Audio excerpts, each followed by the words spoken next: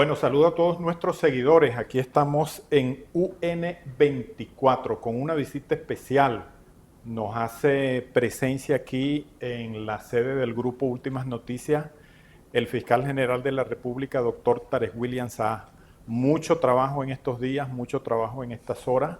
El fiscal ha tenido una intervención o tuvo una intervención el lunes pasado con ocasión de la sesión conjunta del Consejo de Seguridad de la Nación y el Consejo de Defensa. Precisamente, doctor Tarek William, quisiéramos que nos hiciera un resumen de la presentación que usted hizo ese lunes. Usted ofreció un balance de las víctimas fatales, tanto muertos como heridos, pero también ofreció una explicación, un análisis de por qué llegamos a esta situación del lunes 29, parte del martes 30 de julio pasado, una vez que se conocieron los resultados de las elecciones presidenciales. Bienvenido, doctor Saá. Muchas gracias, Eligio, a ti, a Última Noticia, a todo el equipo de prensa y televisión que te acompaña. Mi saludo a todos tus seguidores a esta hora del día. Efectivamente, el día lunes pasado se realizó una histórica sesión conjunta presidida por el jefe de Estado, Nicolás Maduro. Y te digo que fue sesión conjunta porque fue Consejo de Estado y a la vez el Consejo de Seguridad y Defensa de la Nación. Allí fuimos en mi condición de presidente del Consejo Moral Republicano y por ello formo parte de ambos consejos en esa condición. Se me dio el derecho de palabra para iniciar la sesión, en el cual rendí un informe sucinto, breve, que obviamente te lo voy a resumir a ti aún más, de más de 400 páginas que ha recabado el Ministerio Público a partir de los lamentables sucesos violentos, criminales, ocurridos el 29 de julio, y te puedo dar la hora, entre las 6 de la tarde y las 10 de la noche, particularmente en el día 29, donde sorprendentemente ocurrieron aproximadamente el 70% de los asesinatos, que ahorita ascienden, y es una cifra que te actualizo, a 27 las víctimas. O sea que se suman dos más. Se suman dos más que fueron personas que fallecieron producto de accidentes, ¿ok?, de tránsito inducidos por las trancas de las vías que estos terroristas habían hecho previamente. Calcula entonces de lo que estamos hablando en razón de la acción progresivamente planificada por este sector de la extrema derecha que, como tal dije ese día en el Consejo de Defensa de la Nación, licuó, imagínate tú, en una macro, valga la redundancia, licuadora, colocó todas las experiencias fallidas que ha vivido Venezuela en materia, una, de golpe de Estado, como lo ocurrió el 11, 12 y 13 de abril, las guarimbas del 2003 con las del 2014 y 2017, que fueron vilmente más feroces, más el intento del lawfare, porque obviamente al decir que hubo un fraude y que supuestamente ganó el que quedó derrotado, querían buscar una vía sobrevenida haciendo llamados a la Fuerza Armada, a las policías, a las instituciones públicas. Me estoy refiriendo a los autores intelectuales de estas acciones violentas. Entonces, cuando tú ves toda esa puesta en escena, yo siento que Venezuela ha sido la tierra de ensayos más fértil de un enemigo imperial, superpoderoso, supremacista, que ha tenido de víctimas a millones de venezolanos, donde en el marco de la guerra híbrida. Yo siempre hablo de la guerra híbrida porque la guerra híbrida incluye intentos de golpe de Estado, lawfare, éxodo masivo de migrantes ocasionando guerras psicológicas para que las personas se vayan de su país de manera desesperada. Todo eso ha pasado aquí. Sanciones para ocasionar una implosión del gobierno y que por esa vía se dé un cambio de las estructuras del Estado y de la democracia. Han sido fallidas todas y yo calculo en mi análisis, y así lo dije, que en Venezuela a partir del 2017 en adelante, con la llegada de Donald Trump y la imposición de las sanciones, toda esta mezcla de acciones criminales desde el exterior se unieron para, por escala, intentar el derrocamiento del presidente Nicolás Maduro. Intentaron, con las sanciones en el 2017, crear el caos económico para producir el éxodo masivo de millones de venezolanos, según ellos. Nosotros decimos que son 2,5 millones, pues que ya es una cifra fuerte, donde 1 millón ha regresado. Pero ellos han usado eso como fuente de crisis, de dividir la familia y achacarle esa culpa al Estado y no a las sanciones. Porque yo te pregunto, fíjate, Eligio, y te doy la palabra, ¿por qué en la época de Hugo Chávez, que no hubo sanciones, no se dio ese éxodo? Yo he hecho el estudio. ¿Cuándo se comenzó a hacer ese éxodo? A partir de el decreto de Obama que declara a Venezuela como un país que se convierte en una amenaza para la seguridad de Estados Unidos. Luego, a partir de ese decreto, se abre el camino de la conspiración, la toma del poder legislativo por parte del sector extremista, aupó vías violentas para la toma del poder, y eso se acrecentó en el 2017. Entonces, allí se explica, fíjate tus sanciones, más intento de magnicidio, guarimba, se da el éxodo de venezolanos, que tú no lo viste en el 99, 2000, 2001, 2002, toda la era de Hugo Chávez. ¿Por qué? Porque hay que decir las cosas. Venezuela vivió una crisis terrible con el golpe contra Hugo Chávez, fue derrocado, pudo haber sido asesinado, pero los Estados Unidos mantuvieron como que una política más, yo diría, inteligente, a pesar de ese intento que promovieron de golpe de Estado, de no escalar a lo que ocurrió con Nicolás Maduro. Aprovecharon la muerte de Hugo Chávez entonces para ir por todo lo que ya vimos, apoderarse de las riquezas naturales que son las más grandes del planeta, en oro, en hierro, en coltán, en gas, en agua.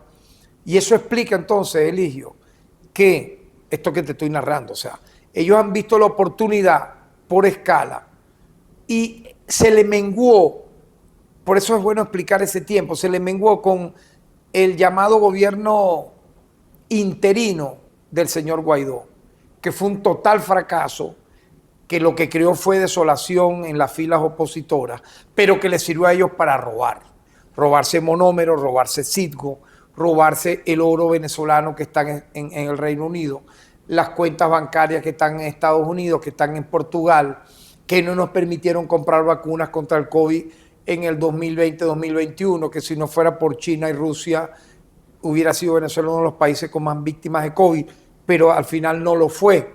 Entonces fíjate que ellos no cesaron ni siquiera en la pandemia, porque la escala del intento de magnicidio en 2017 tuvo, en 2018, luego de las guarimbas, tuvo en el 2019 un intento de golpe de Estado en abril, luego en mayo la operación Gedeón, ahorita está preso Guaidó por eso, para que vean cómo les paga los Estados Unidos a los traidores, a los que trafican, a los que prometen cosas que no cumplen. Guaidó, el dueño de Servircorp, quien organiza junto con Cliver Alcalá, que también está condenado y preso en Estados Unidos, la operación Gedeón, ambos están presos supuestamente por tráfico de armas, por haber intentado algo que ya lo sabía el gobierno de los Estados Unidos. Ahora, doctor, fíjense, Sí. usted menciona la guerra híbrida y dice que le gusta utilizar ese término porque es el más completo. Sí. Y habla de operaciones psicológicas. En este caso, en esta ocasión, el presidente Nicolás Maduro denunció operaciones psicológicas. Incluso, y allí viene mi pregunta, ¿pudiéramos estar en presencia de una operación psicológica con la publicación de presuntas actas que le dijo María Corina Machado a sus seguidores, con las cuales había ganado el señor Edmundo? Eso por una parte. Ahora, el Tribunal Supremo de Justicia tiene en sus manos ese caso. La decisión que tome el Tribunal Supremo de Justicia pudiera contribuir a sanar esa situación o a minorar esa situación de duda que introdujo esta persona con todas estas publicaciones. ¿Qué nos comenta? Sí, bueno, fíjate que de eso yo también hablé el pasado lunes, cuando yo explico un poco el por qué llegamos acá. Yo coloco como preámbulo, aparte de todo lo que ya te mencioné, que es importante dentro de la historiografía y la introducción a tu programa, a tu entrevista, recordar lo que fue el fraude de las primarias del año 2023, en el mes de octubre, donde según las entrevistas que yo le hice a Jesús María Casal, a la vicepresidenta de la Comisión Nacional de las Primarias, a los técnicos, a los expertos, ellos revelaban que ahí no fueron más de 350 mínimo hasta tal vez como máximo 400,000, no más de ahí. Yo le pregunto a José María Casal, es bueno siempre recordarlo, ¿y esas actas dónde están para hacerle la auditoría correspondiente? Él me dice, fueron quemadas. Yo le digo, ¿cuándo? El mismo día de las elecciones primarias. Las quemaron el mismo día. Yo le digo, ¿cuándo? Bueno, horas después. Él me lo confesó todo. Le digo, ¿y en dónde ustedes armaron su conteo? ¿En cuáles máquinas? Y yo le muestro un ejemplo que era una caja de cartón donde la suma de 70 más 30 daba 300, una cosa así. O sea, de verdad una burla, no reír para no llorar. Entonces él me dice que ni siquiera eso estaba en los centros de votación, entre comillas, sino en casas de los llamados grupos que ellos fueron creando, denominados comanditos, y que, fíjate tú, le lanza, digamos, como dicen, el muerto, o le da el bastón a la gente de Súmate. Él dice, yo no sé nada de eso, esas actas luego las contabilizó Súmate, tal como lo oye. Uno, el presidente de Súmate, particularmente era ¿quién? El técnico de la Comisión Nacional de las Primarias. O sea, ¿y quién fue presidenta de Súmate? ¿Quién organizó Súmate? ¿Quién creó Súmate? Para generar desde el año 2000 todo este caos que hemos visto a nivel de cantar fraude cuando nunca lo hay en Venezuela. La innombrable, que se ha autoproclamado líder cuando sabemos hoy por hoy los venezolanos la responsabilizan de todos estos muertos que han lamentablemente sido asesinados, porque hay que decirlo, en situaciones que no pueden calificarse de protesta. Fíjate, yo aquí te tengo. O sea, que ella pudiera ser imputada por homicidio. En cualquier momento pudiera ser cualquiera de ellos responsabilizado como autores intelectuales de todos estos hechos. Determinadores, lo sí, que dice el código. Fíjate que aquí yo te tengo aquí un resumen, aquí lo dice, un resumen, un balance, porque este es un resumen de 120 páginas de un documento de 400 páginas. Sí, Últimas Noticias sacó este miércoles 14 un trabajo sobre las... Basado en esto. Basado en... Y ahí tienes la foto de... Estas fotos las mostró que usted. Sí, que nosotros sacamos. Y fíjate tú que... Consejo de Estado. Asimismo... Amplíenos entonces la circunstancia en que sí, fallecieron algunos de estos 25 venezolanos. Es importante, más allá de todos los daños que le hicieron a los CDI, a las escuelas, a los liceos, a las universidades, a las estaciones de policía, mostrarte a ti en este momento, por ejemplo, caso a caso, yo te lo quisiera determinar aquí, de estos lamentables hechos, fíjate. Yo tengo aquí documentado 25 casos, ya he incorporado 2, como te dije, Empiezo con uno. Puedo mostrarla un poco para que vean cómo ha sido el trabajo nuestro, la descripción, ¿verdad? Ahí aparece en la foto. Sí. El caso, por ejemplo, de Alexander Aristigueta Horta, de 43 años. Mira esto, ¿eh? Yo te dije que a partir de las 6 cayeron abatidos. De 6 a Él 10. cae abatido a las 6:30 de la noche, de la tarde, pues, en la avenida San Martín, Capuchino. Formaba parte de las acciones criminales y terroristas en el precitado lugar, siendo impactado por una bala y trasladado al centro asistencial donde fallece. Se presume por diferentes videos extraídos en locales comerciales. Mira qué interesante el trabajo que hicimos de la zona y cámaras del VEN 911, que los autores materiales del hecho corresponden a grupos civiles armados que se encontraban allí. Está la Fiscalía 36 Nacional investigando.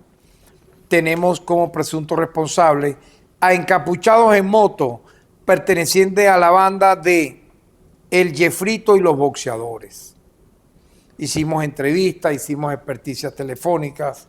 ¿Por ese caso hay algún detenido? Sobre este caso. Fiscal? Bueno, tenemos identificado la...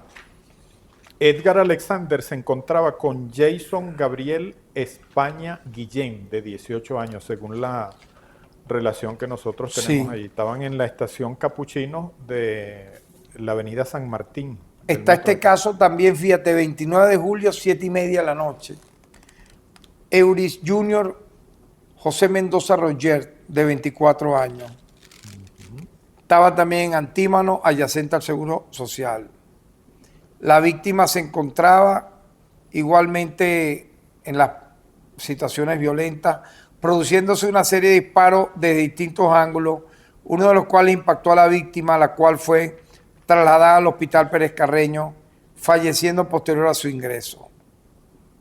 Los presuntos responsables también son los mismos grupos desestabilizadores promovidos por estos instigadores del odio. Fíjate, hemos realizado 16 diligencias, estamos en una etapa de investigación preliminar, pero ya tenemos discriminadas en 51, vamos a decir, evidencias que se usó una pistola 9 milímetros. De acuerdo a la individualización balística, se determinó la utilización de 4 armas, 9 milímetros y 6 calibre 12. Es increíble, armas, ¿no? Es ¿4 increíble. armas en este asesinato Sí, o sí, en la avenida? en el 4 sector? armas en los impactos que recibió. Esta persona es de Las Tejerías, Euris, Ajá, y había estado en Chile y Colombia. ¿te das cuenta? Víctima tercera, Jason Gabriel España Guillén, de 18 años. Fallece el 29 de julio. Fíjate, ¿ves? Este era el que andaba con 6:32. En la avenida San Martín, esquina de Jesús, entrada a La Cañada. Igualmente, ¿no? Los indiciados son encapuchados en moto pertenecientes a la banda del Jefrito y los Boxeadores. Aquí también se han determinado el uso de armas 9 milímetros, otras también calibre 12, una 38 CPL. Se han realizado 25 diligencias de investigación. Otros fallecidos son imputables a la banda del 70, esto Arcara de Niña y Platanero. Otra víctima también fallecida el propio 29 de julio, Jason Javier Bracho Martínez, responsable según videos motorizados transeúntes. Recordemos que le pagaron a muchos motorizados para hacer estas acciones criminales.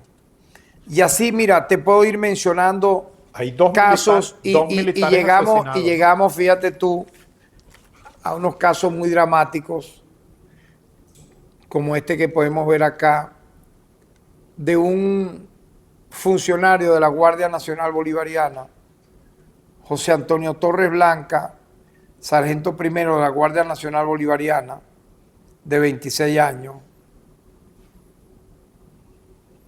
presunto responsable detenido es Reiner José Márquez Velázquez. El hecho también ocurrió el 29 de julio a las 6 de la tarde.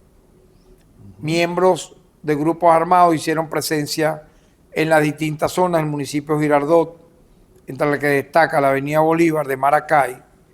Realizaron acciones violentas y una vez allí los miembros de estos grupos accionaron sus armas contra la comisión, dando como víctima mortal José Tomás, sargento primero de la Guardia Nacional. Fíjese. Allí tenemos un detenido. Que es el Reiner. Sí, Reiner José Márquez Velázquez. Ahora, fíjese, fiscal, en ese caso de Maracay hubo 6 muertos de personas que intentaron tomar por asalto la brigada de paracaidistas. Es que el detalle interesante y sorprendente es que, fíjate tú, aproximadamente el 70% de los fallecidos ocurrieron en el área metropolitana de Caracas y en Aragua. Y en Aragua. Impresionante, ¿no? Fueron los estados de mayor criminalidad. Hubo en otros estados, por ejemplo, Carabobo, hubo 2 fallecidos, a pesar de ser un estado central. E incluso estados de gran población, como por ejemplo Anzoátegui, que tiene municipios altamente sensibles en el pasado para marchas opositoras, como el municipio Urbaneja, Lechería, no hubo ni siquiera una acción violenta, nada. Pero usted acaba de mencionar 3 entidades de la región central, Carabobo, Aragua Carabobo y Aragua, donde hubo ataques a instalaciones militares. Correcto, y policiales. ¿Era una instrucción de estos grupos atacar instalaciones militares y policiales? Mira, sin duda, y así podemos seguir viendo. Yo quisiera para finalmente que se viera un poco la forma como realizamos este trabajo. Todos tienen fichas técnicas, una explicación, un tiempo, modo y lugar. Y efectivamente esto no salió de la nada, Eligio, porque en ninguna de estas, entre comillas, llamadas protestas, yo las llamo acciones violentas de ataques a módulos policiales, alcaldías, sedes del CNE, escuelas, liceos, unidades de transporte, quemaron 31 unidades de transporte, atacaron el metro, y así sucesivamente, ¿no? Solamente calcula esto en un día y medio. 29 de julio, 30 de julio, ya a final de la tarde eso estaba aplacado, pero el saldo fue, si coloca los 2 muertos por accidente de tránsito, porque las vías estaban colapsadas y estaban como huyendo de los tiroteos, nosotros incluimos estas 2 víctimas a 27. Todas son atribuibles a acciones violentas de estos grupos de extrema derecha, porque es bueno destacarlo, repetirlo en cada momento que podamos. Ninguna de estas víctimas ha sido imputable a un cuerpo de seguridad del Estado. No hay una sola denuncia que repose en el Ministerio Público, que repose en la unidad de atención a las víctimas de todas las fiscalías superiores, que repose en la Dirección General de Derechos Humanos o en la de Delitos Comunes o contra delincuencia organizada, que vincule a un funcionario policial o militar con estas 27 fallecimientos. Ahora, ni una. Independientemente, doctor, de que no haya denuncia alguna, ¿ustedes han investigado o han examinado la actuación de los cuerpos policiales entre el lunes 29 y martes 30? Digamos, siempre hay un fiscal de derechos fundamentales. Por supuesto, es que vuelvo y te lo repito, como lo hicimos luego que tomamos el mando de la Fiscalía en agosto del 2017. A mí me tocó recuperar expedientes que estaban archivados desde, por ejemplo, la quema de Orlando Figuera hasta casos emblemáticos como el lamentable fallecimiento del joven frente a la base de La Carlota, entre otros. Y a todas esas personas vinculadas en estos lamentables hechos que pudieran estar o pertenecer a agentes del Estado fueron procesados, detenidos y sancionados. La anterior gestión del Ministerio Público dejó escapar al asesino de Orlando Figuera, Enzo Franchini, que es visto cómo quemaba en llamas con un yesquero a Orlando Figuera.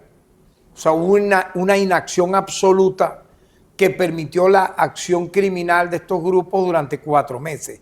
En cambio ahora hubo, fíjate, el poder criminal de delincuentes organizados, malandros, drogados. Fíjate que hoy ya el país conoce, cuando estemos publicando todas estas noticias, ya se conoce de una rueda de prensa que yo he dado, donde desgloso la forma como Gilbert Caro, operador político de Leopoldo López, contactó a 3 pranes, 2 del Rodeo y 1 de Juribana, para que a la vez estos captasen criminales, delincuentes, y a partir, fíjate, una fecha llamativa, a partir del 31 de julio escalaran en acciones violentas en el país, ¿no? Me imagino porque vieron que había cesado el nivel de violencia. ¿Y por qué cesó? Solamente fue el lunes, digamos, el día más de mayor violencia. ¿Por qué cesó el martes estas acciones pese a los llamados que seguían haciendo desde algunas redes sociales los voceros como María Corina Machado o el señor González Urrutia? Bueno, en primer lugar porque ahí no fue a marchar pueblo. Ahí tú no viste frentes sociales. Ahí tú no viste clases trabajadoras, sindicatos, estudiantes. Ahí tú no viste clases populares manifestando, representando asociaciones de vecinos. Ahí se vieron grupos encapuchados disparando, quemando. Es que ellos ni siquiera han mostrado una marcha. Dime tú, normalmente cuando algún grupo, así sea extremista, lanza sus adláteres a sus simpatizantes una marcha, ellos graban la marcha. Aquí va la marcha cruzando la avenida Bolívar de Caracas, cruzando la avenida México, cruzando la avenida Balar, un ejemplo, si es en el centro. Aquí va la marcha cruzando las Mercedes, llegando a Altamira, aquí véanla. Ponte tú que haya sido eso el 28, el 29. Ninguna marcha ocurrió en la manera que te lo digo. O aquí va la marcha en la zona central de Maturín, o aquí va la marcha por la Plaza Bolívar del Tigre. Nada, no aparece nada.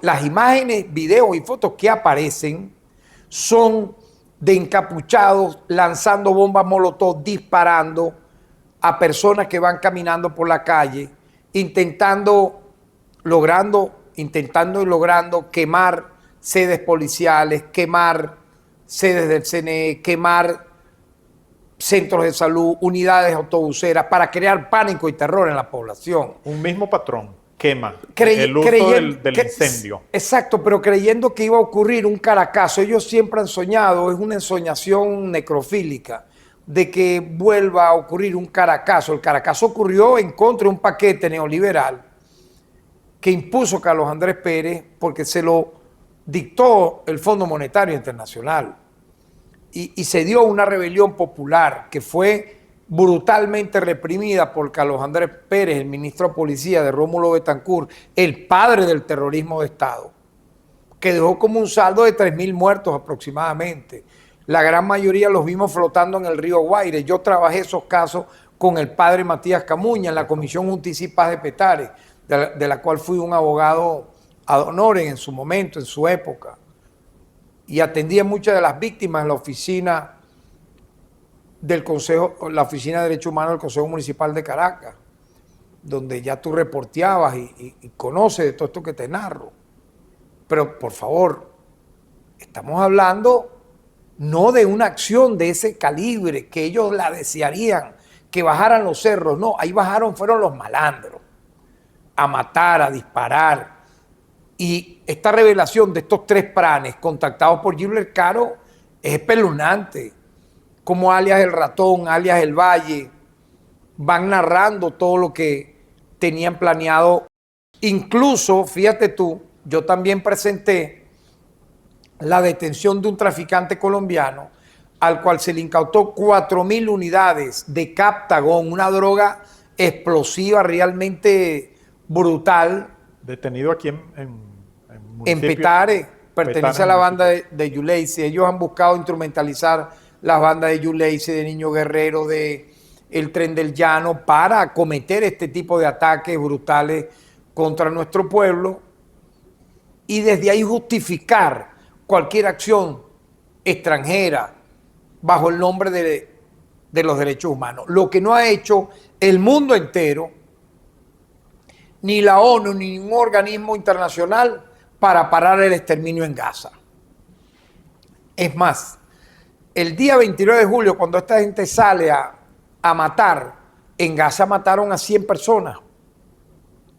Fue brutal esa acción y ningún medio la reseñó, sino todos con el ojo hacia Venezuela, porque el CNE dictaminó que los resultados electorales habían dado como ganador a Nicolás Maduro. Aprovechando ese punto, pero fíjate un detalle rápido, ellos se inscriben como candidatos, entonces reconocen al CNE, permiten que su tarjeta salga, entonces reconocen al CNE, inscriben testigos, entonces reconocen al CNE. Si tú reconoces al CNE para inscribirte como candidato, tú tienes que reconocer al CNE para que sea el único que pueda dar los resultados. Entonces te respondo en un alcance tercero, un tercer alcance, lo de la página web. La página web que cuelgan es lo mismo de lo que hicieron con la Comisión Nacional de Primaria y el bodrio de Súmate, para decir que en vez de 300.000 personas fueron a votar o 350.000, fueron 2,5 millones. Y me lo dijo Jesús María Casal. Yo le digo, ¿por qué tú inscribes a una persona que está inhabilitada en participar en una primaria si está inhabilitada? Y él me lo dijo. Era un chantaje, un mecanismo de presión, de extorsión.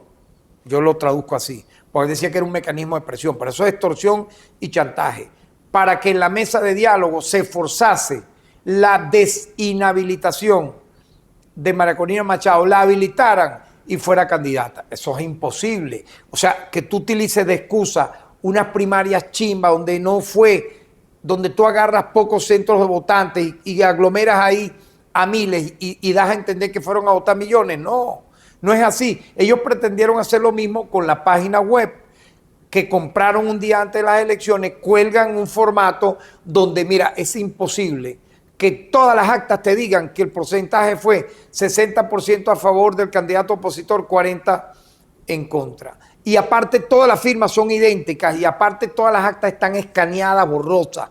Entonces, claro, el efecto era impactar en la mente y decir, bueno, mira, se justifican estas protestas, entre comillas, acciones terroristas, criminales, se justifican porque vean esto que estamos publicando ahora el 29, el 30, etcétera, que aquí están las actas. No, ustedes no tienen las actas, porque voy al tema de la sala electoral, que me lo preguntaste. Yo estuve en todas las audiencias. Allí fueron los representantes de los partidos de Mundo González. El presidente de la plataforma de la Unidad Democrática, la PUT, y de la MUT, ambos estuvieron.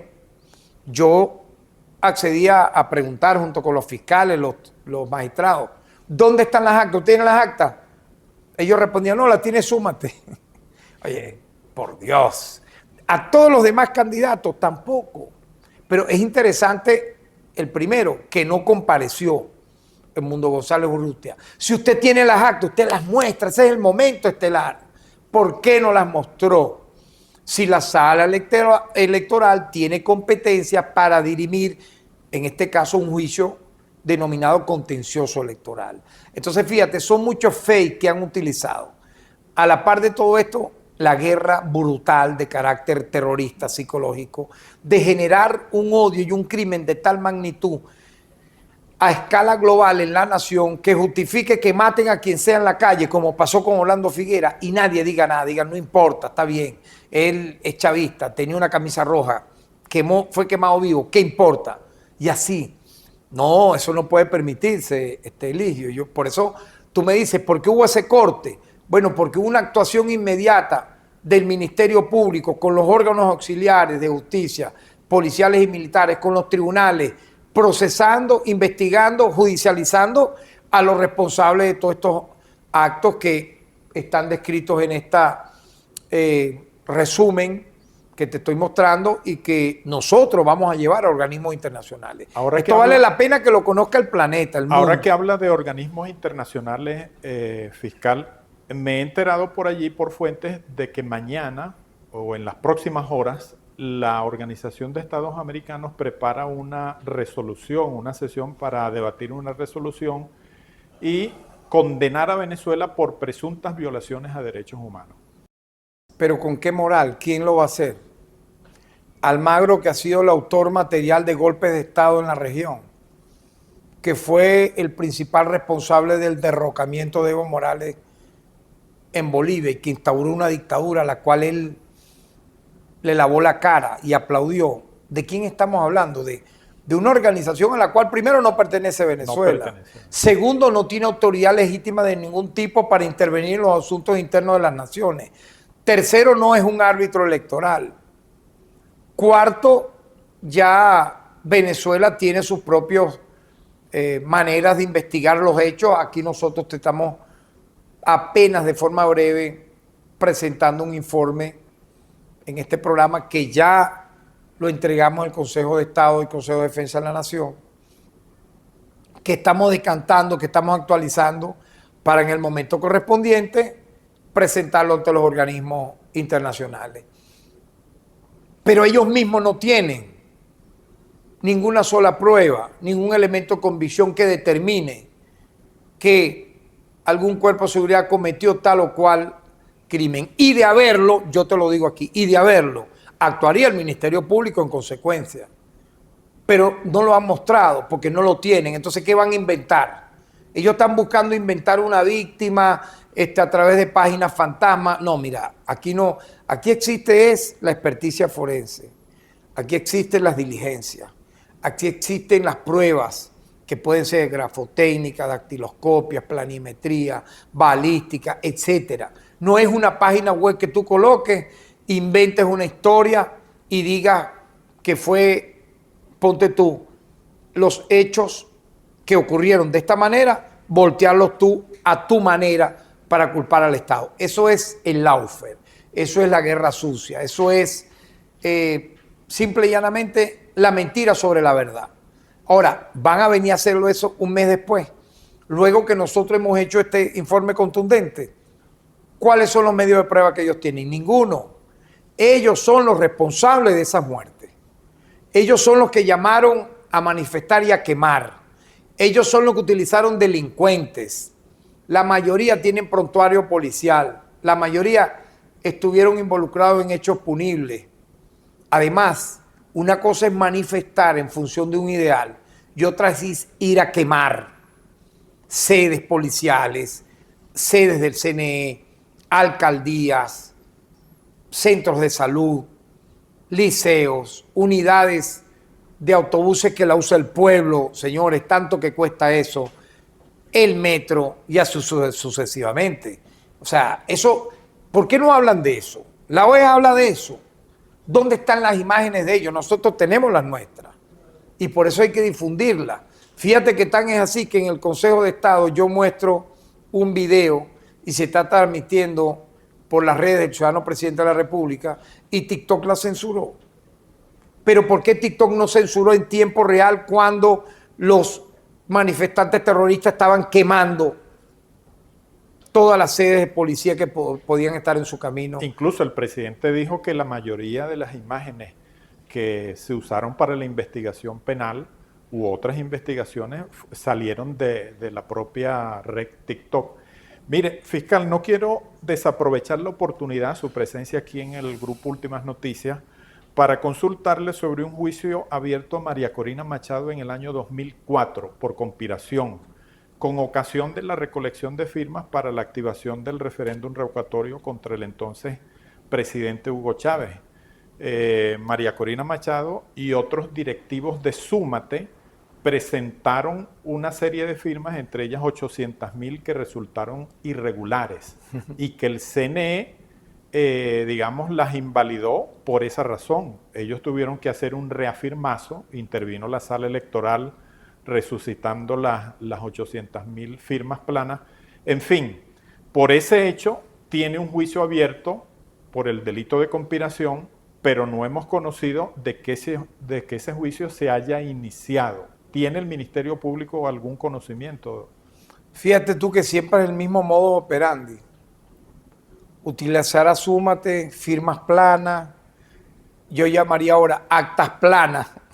Ahora son actas planas y escaneadas para, bajo la excusa del fraude, legitimando y validándolos en firmas y actas, hacer el uso indebido, repito, de una oportunidad electoral en base a los derechos civiles y políticos que te da Venezuela para conspirar. Por lo tanto, mira, esa investigación más otras en curso que hemos abierto en relación a los ataques cibernéticos, en torno a los llamados a que grupos militares y policiales se rebelen contra el Estado, están en curso. Pasa que yo no me adelanto nunca a dar en entrevistas los preámbulos de investigaciones que están en pleno desarrollo, pero obviamente Venezuela ya conoce la estirpe de este grupo. Y yo hablé, por cierto, en la rueda de prensa donde presenté los 3 planes, nuevamente, ya lo he dicho en otros programas, de lo que fue la secta satánica, pues yo la llamo satánica por la obsesión de odio visceral que te lanzan, ¿no? Y su sentido fascista, llamada tradición, familia y propiedad. ¿Quiénes conformaron esa secta? En plena adolescencia y juventud. Capriles, López, Borges. Quienes fundaron posteriormente Primero Justicia, Voluntad Popular, igualmente también 20 Venezuela. Grupos de extrema derecha, con un gran odio de clase, con un gran sentido neonazi de ver la política, segregando a la gente y utilizando las peores armas y descalificativos y guerra sucia para querer imponer una narrativa llena de sangre, ¿no? Entonces ellos estuvieron en el golpe del 11 de abril. Yo fui víctima del golpe del 11 de abril. A mí nadie me va a hablar de fascismo porque yo le vi la cara ese día, el 12 de abril, teniendo inmunidad parlamentaria, siendo presidente de la Comisión de Política Exterior, fui detenido sin ninguna fórmula de juicio, dentro de la patrulla brutalmente golpeado con culatas de fusil y luego llevado a lugares diversos de Caracas en varios carros policiales hasta que finalmente me dejaron en la dirección de investigación de lo que era la antigua DICIP. Yo corrí una mejor suerte que casi 20 venezolanos que los asesinaron entre el 11 y el 12 de abril. Y el intento de magnicidio contra Hugo Chávez en Turmero fue público y notorio. Entonces, esa misma gente que te leyó el decreto de Carmona el 10 de abril, Julio Borges sale con Capriles y Leopoldo López y él te lee el decreto de Carmona. Pues ellos eran al brazo político, ya no les convenía los rostros vetustos, los rostros ya demacrados de Adeco Pey, y se buscaron a esta camada que ya envejeció por su mal proceder, a pesar de que no son ni octogenarios ni septuagenarios, tú los ves ya arruinados en su lenguaje, en su manera de cómo se expresan, pidiendo cada vez lluvia de sanciones, invasiones, que el pueblo se asfixie, se reviente, para ellos aprovechar eso y colarse y tomar el poder. Por eso yo te digo, ellos han utilizado todas estas artimañas en contra de Venezuela para asaltar el poder. Por cierto, que usted le solicitó al Tribunal Supremo de Justicia determinar si el Partido Voluntad Popular, una de esas organizaciones que usted ha mencionado, era un grupo terrorista. ¿Ha recibido alguna respuesta? Mire, a mí no me cabe la menor duda que todo lo que han hecho está vinculado a eso. A mí no me cabe la menor duda. Y los hemos visto actuando ahora acá.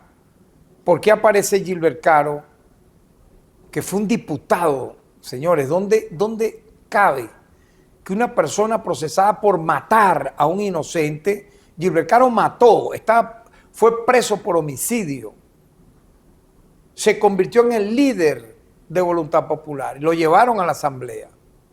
Él instrumentalizó las acciones criminales del año 2017 y fue reincidente en el 2019. Bueno, él aparece llamando a este Pran, alias El Valle. Él lo delata y dice las veces que lo llamó y lo que le pagaba por cele, tenía un celular. Allá hay varios detenidos, incluyendo algunos funcionarios, por todo esto que te estoy narrando. Funcionarios policiales. De esas prisiones, vinculados a ese sistema. Custodio. Por todo esto que te estoy narrando, ¿no? Él lo delata. Yo presenté esa evidencia. Al igual que el otro, alias El Ratón. Es algo realmente repudiable de todo punto de vista, ¿no? Todo para que se generase en Venezuela un baño de sangre, que se creara un clima terrible y estuviera el mundo hablando de eso. Fíjate que la extrema derecha en Inglaterra, todo lo que ha hecho. Aquí, por ejemplo, nosotros, los menores de 12 y 13 años son inimputables. Averigua en Inglaterra. Hay menores de 12 y 13 años. De 13 años, precisamente. Muchos presos, ¿no?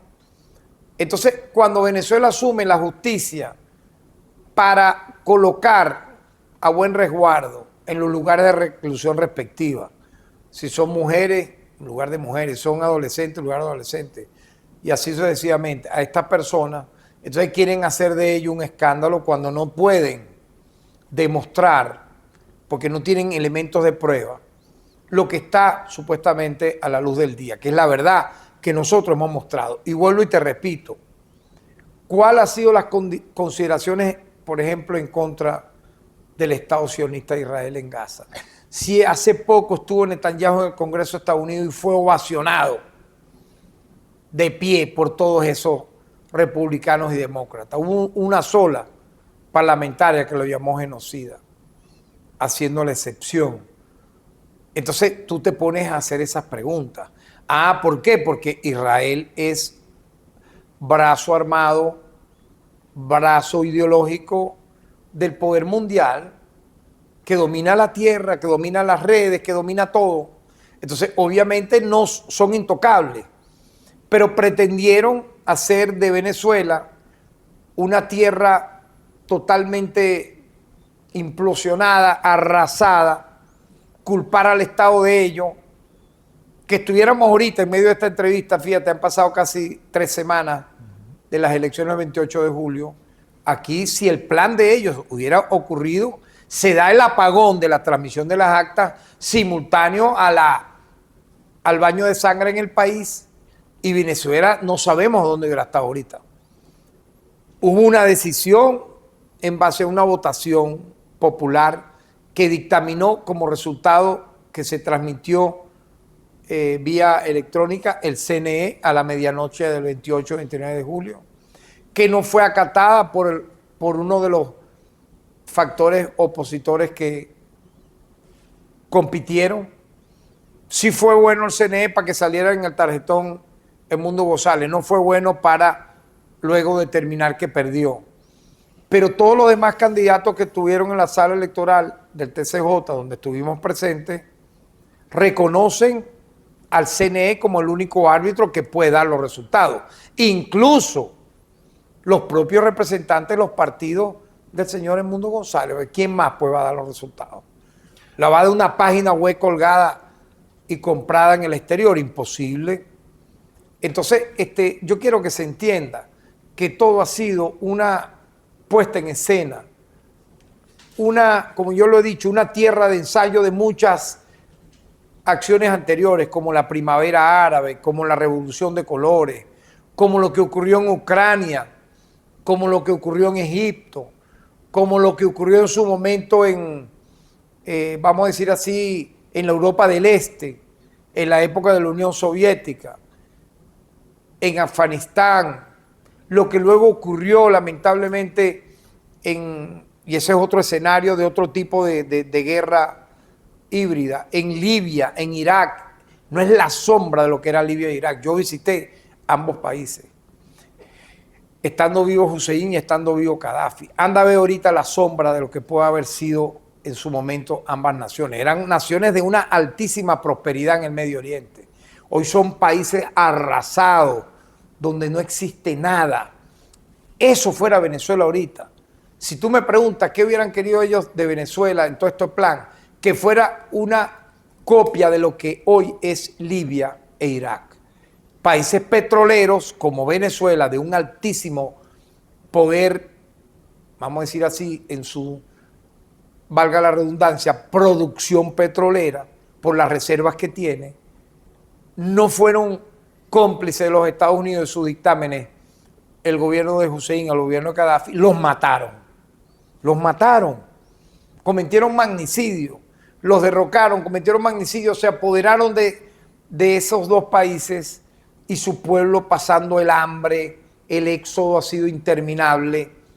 Eso fuera ahorita Venezuela, si no hubiese un Estado de justicia y derecho. Eso es lo que usted quiere, venezolano o venezolana, que Venezuela termine como estos países, donde no hay ya sosiego alguno, lo que ocurrió en estas naciones del Medio Oriente. Bueno, finalmente, doctor, ¿podemos decir que Venezuela ha reconquistado la paz, la tranquilidad? ¿O podemos decir que la violencia todavía está por allí acechando a la vuelta de la esquina? ¿Cuál de los dos escenarios nos describe? Yo describo el escenario de que Venezuela ha logrado, a través de la unidad, fíjate cómo te la voy a describir, la unidad institucional, cívico, militar, policial. Eso implica la unidad de las instituciones del Estado, de la Fuerza Armada, de la policía y del pueblo. Porque cuando tú dices cívico, entre el pueblo, ¿verdad?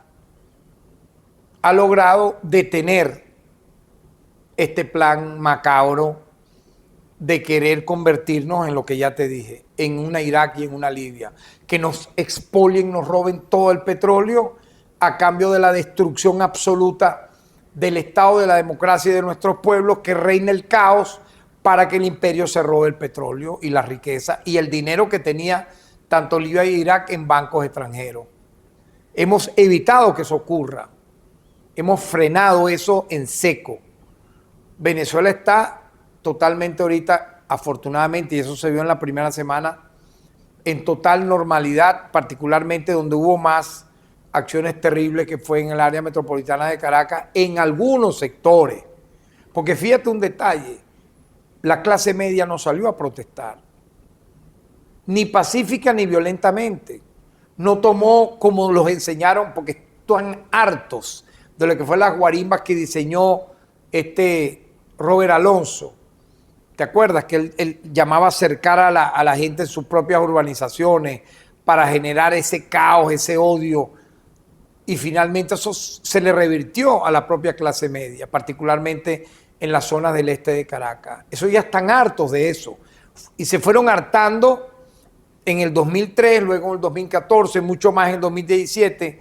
Intentaron con el gobierno interino del innombrable también caotizar el pueblo, no lo lograron, fracasaron y ahorita mucho menos. No le salió ni siquiera a sus bases sociales, entre comillas, supuestamente a la mano, que es la clase media o la clase media alta. No salió. ¿A quién recurrieron? A delincuentes armados.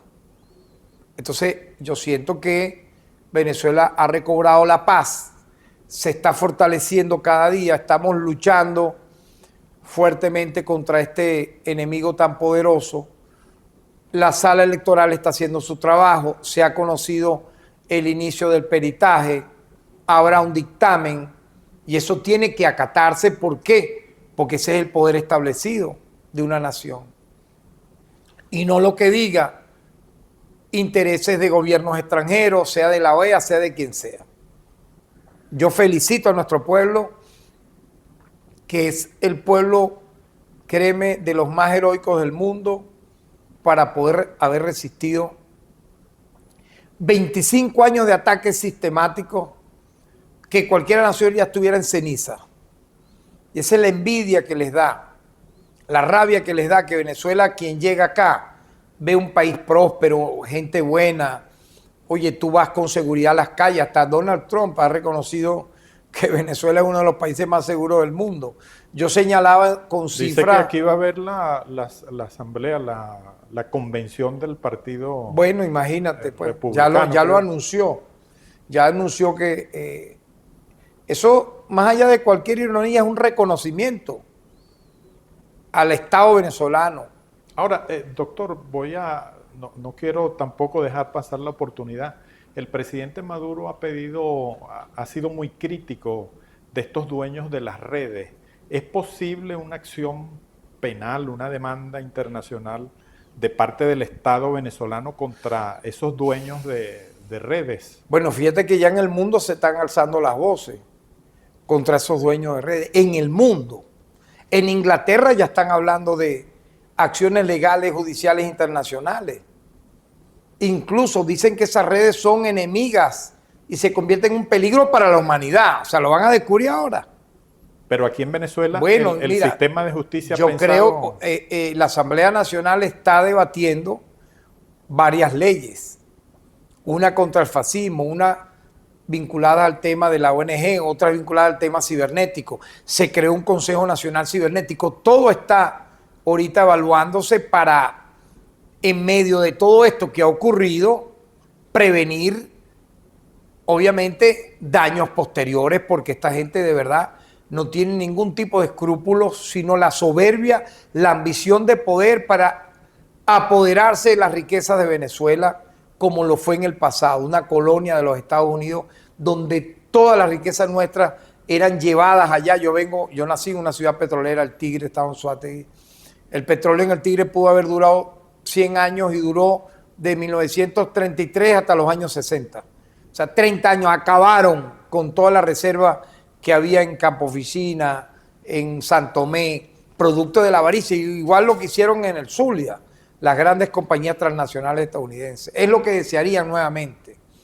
Por eso yo bendigo, saludo, felicito a nuestro pueblo, a nuestra Fuerza Armada, a nuestras instituciones, a la familia venezolana que ha resistido y que ha vencido esta nueva oleada criminal posterior al 28 de julio. Bueno, muchas gracias al fiscal general, doctor Tarek William Saá, por esta visita al grupo Últimas Noticias y especialmente a UN24, que es el canal streaming de Últimas Noticias. Muchas y a ustedes, gracias. amigos, hasta otra oportunidad. Muchísimas gracias a ti por esta, yo diría también, oportunidad de compartir con un público tan selecto de ustedes.